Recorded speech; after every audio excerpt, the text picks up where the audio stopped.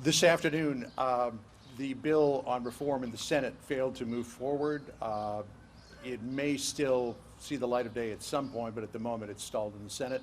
As well, you have an executive order that is coming out later on this week regarding monuments and what to do about people who deface or damage these monuments. Could you tell us what you're planning to do in the executive order and your reaction to what happened in the Senate? Well, the Senate Republicans want very much to pass a bill on police reform. We have total cooperation with many different communities, including the police community.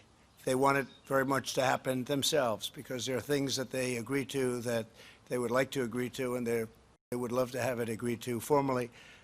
The Democrats don't want to do it because they want to weaken our police. They want to take away immunity. They want to do other things that you know about as well as anybody in this beautiful field that we sit. They want to take away a lot of the strength from our police and from law enforcement generally, and we can't live with that. We can't live with that. This is a great bill, strongly endorsed by, as you know, Tim Scott, who's terrific, who is a terrific man, great senator, South Carolina, and Mitch wants it to happen. I would like to see it happen, but we won't sacrifice. We won't do that. We won't do anything that's going to hurt our police. The police, you know, we have a record this year on crime, a record positive rating on crime this year, the best. And you hear about certain places like Chicago, and you hear about what's going on in Detroit and other cities, all Democrat-run. Every one of them's Democrat-run. 20 out of 20, 20 worst, the 20 most dangerous are Democrat-run. We have one city or two cities in particular, worse than Honduras, worse than Afghanistan,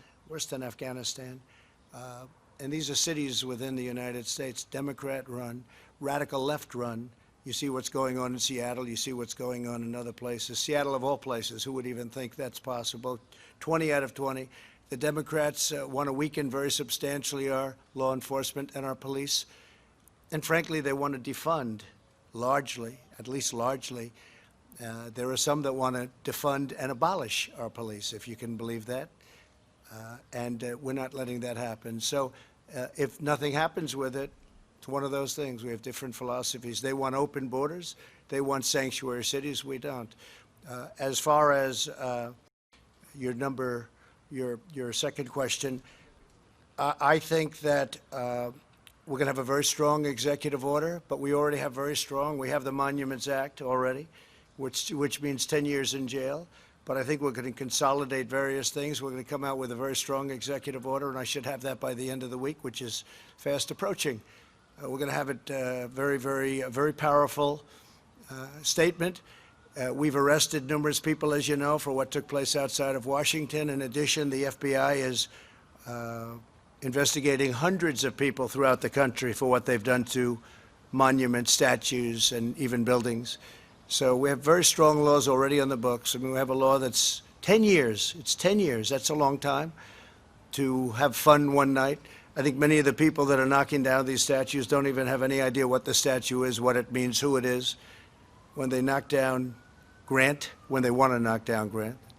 But when they look at certain, now they're looking at Jesus Christ. They're looking at George Washington. They're looking at Abraham Lincoln, Thomas Jefferson. Not going to happen. Not going to happen. Not as long as I'm here. As far as Democrats are concerned, I think they could care less whether or not it happens. And I think the American people get it. So we're going to have a very strong executive order, and it'll happen very quickly before the end of the week.